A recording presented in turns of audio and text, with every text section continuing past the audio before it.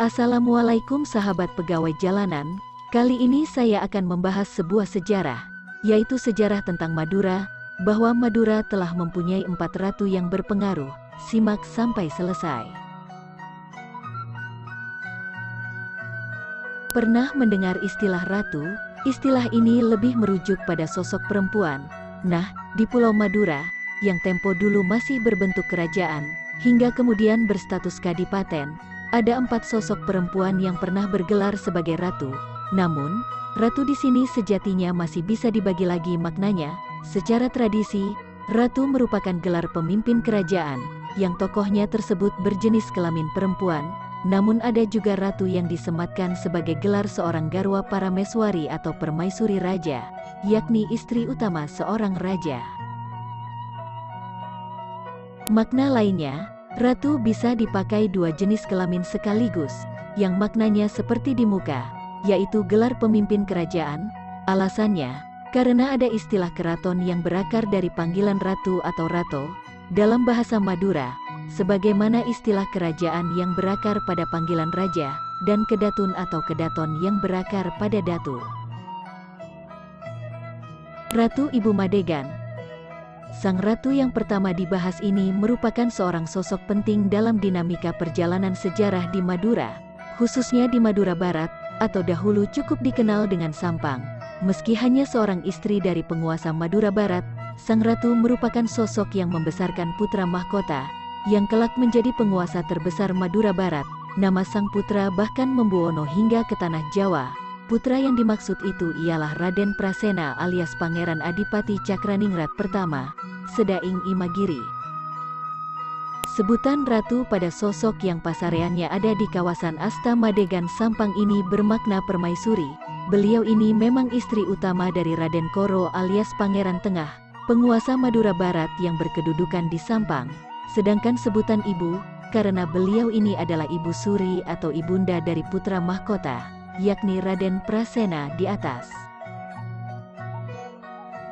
Setelah peristiwa invasi Mataram di Madura, 1624, yang ujungnya banyak merenggut nyawa penguasa Madura, wilayah Madura Barat menjadi bawahan Mataram. Putra mahkota dibawa ke Mataram, tak jadi dibunuh, bahkan penguasa Mataram, Sultan Agung, tertarik dan mengambilnya sebagai anak, serta di kemudian hari dinikahkan dengan salah satu saudarinya. Jadi Cakraningrat I adalah anak angkat sekaligus saudara ipar Sultan Agung. Dari pernikahan itu, dalam sebuah versi lahirlah Raden Demang Melayakusuma, ayahanda Pangeran Trunojoyo. Nah, setelah itu Madura Barat dikembalikan pada Cakraningrat I. Pangeran ini lantas dibesarkan oleh Ratu Ibu Madegan, ibunya. Karena Cakraningrat I masih di bawah umur, maka diangkatlah walinya, yaitu Pangeran Santomerto, adik Ratu Ibu Madegan. Ratu Ibu Arosbaya. Ratu yang dibahas kali ini masih terkait dengan Pangeran Cakraningrat I. Bedanya, jika Ratu Ibu Madegan adalah ibunya, maka Ratu Ibu Arosbaya ini adalah permaisurinya. Ratu Ibu bernama asli Syarifah Ambami. Beliau adalah putri Pangeran Ronggo, Dinepa, Sampang. Jika ditarik ke atas, Syarifah Ambami adalah keturunan Sunan Giri sekaligus Sunan Ampel. Ayahnya, Pangeran Ronggo adalah anak Pangeran Mas Peganten.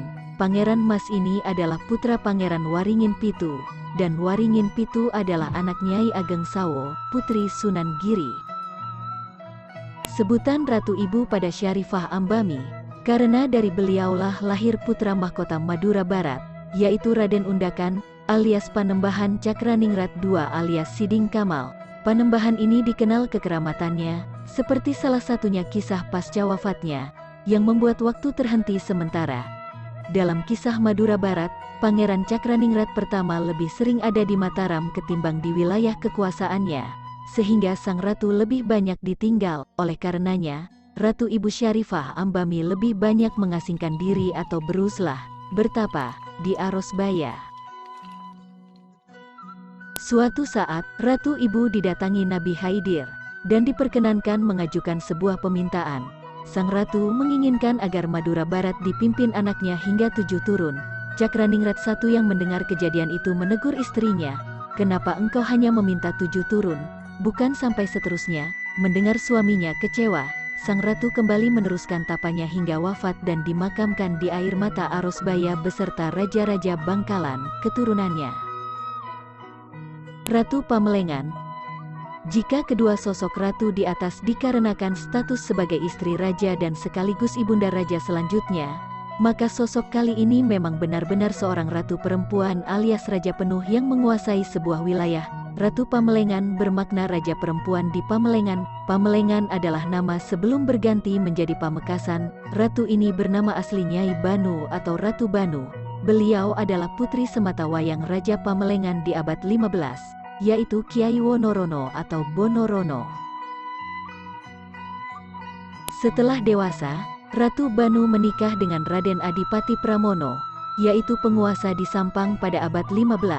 Setelah menikah dengan Adipati Pramono, wilayah Sampang dan Pamekasan menjadi satu.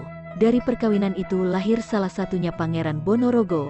Wonorogo, dalam versi lain Bonorogo adalah gelar Pramono putra Pramono dan Ratu Banu diantaranya ialah Panembahan Ronggo Sukowati, raja terbesar Pamekasan. Ratu Tirtonegoro. Seperti halnya Ratu Pamelengan, sebutan ratu pada sosok kali ini juga bermakna raja perempuan. Raden Ayu Rasmana nama dagingnya. Beliau adalah penguasa Sumenep di pertengahan abad 18. Jika ditarik secara nasab, Ratu Rasmana adalah keturunan langsung Ratu Pamelengan. Ayah Ratu Rasmana, yaitu Pangeran Rama Cakranegara II adalah putra Pangeran Gatotkaca alias Aryo Adikoro I, Raja Pamekasan. Adikoro I adalah anak Pangeran Purboyo. Pangeran Purboyo adalah anak Panembahan Ronggo Sukowati, yaitu anak Ratu Pamelengan. Dalam versi lain, Ronggo Sukowati adalah cucu Ratu Pamelengan, yaitu anak Pangeran Bonorogo. Setelah Pangeran Jimat Cakranegara II, Raja Sumenep. Setelah Pangeran Rama wafat, Sumenep diperintah oleh Pangeran Cakranegara keempat, Pangeran Lolos. Setelah Pangeran Lolos diberhentikan, maka diangkatlah Raden Ayu Rasmana, adik Pangeran Jimat, sebagai Raja Sumenep. Saat menduduki tahta, Ratu Rasmana berstatus janda. Beliau lantas menikah dengan Bindara Saot. Setelah itu menyerahkan tahta pada suaminya yang bergelar Tumenggung Tirtonegoro. Rasmana selanjutnya disebut Ratu Tirtonegoro. Itulah 4 ratu yang pernah menguasai Pulau Madura. Terima kasih buat kalian yang telah menonton sampai selesai. Jangan lupa tinggalkan komentar kalian, dan jangan lupa klik tombol subscribe dan like-nya.